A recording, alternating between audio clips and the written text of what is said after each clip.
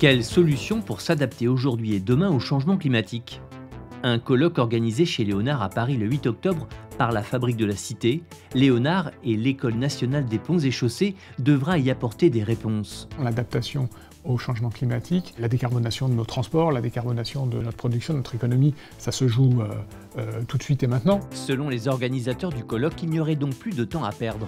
Si on n'inverse pas le système, si on ne fait pas bifurquer le système à court terme, les choses vont empirer. Mais ce qui est important, c'est à la fois le maintenant et le décider. La non-décision a un coût pour notre avenir collectif. Je crois que l'objectif qu'on a dans ce colloque-là, c'est de donner la parole et à des opérateurs et à des territoires pour donner à voir les solutions qu'ils ont mis en œuvre ou qu'ils s'apprêtent à mettre en œuvre, des solutions qui ne vont pas chercher des technicités ou des technologies de pointe qui seraient inaccessibles au commun des mortels. Au contraire, c'est comment trouver le juste niveau de technologie pour, par exemple, adapter une infrastructure dans un territoire donné.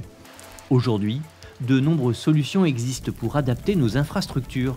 Il y a des solutions grises qui font appel au ce qu'on appelle le technosolutionnisme. Et puis il y a des solutions plus vertes qui font référence à la renaturation du milieu urbain. On va revégétaliser la ville pour se mettre dans un cycle plus positif où on va essayer de permettre aux eaux de pluie de s'infiltrer. On va permettre à la végétation de respirer, d'évapotranspirer et donc de rafraîchir localement. C'est aussi une source de bien-être, de baisse de stress pour la population. Donc on a des solutions qui ne sont pas des solutions uniques, mais qui s'ajoutent à d'autres pour essayer justement d'adapter globalement la ville à ces problématiques. Faire émerger ces nouvelles solutions efficaces et résilientes pour nos infrastructures, c'est un challenge pour l'École nationale des ponts et chaussées. On a certainement vécu dans une forme de volonté de ne pas voir qu'on avait en fait des systèmes qui, à force d'une recherche d'efficacité ultime, en devenait tellement efficace qu'il n'était plus résilient et qu'il ne résistait plus à ces chocs externes.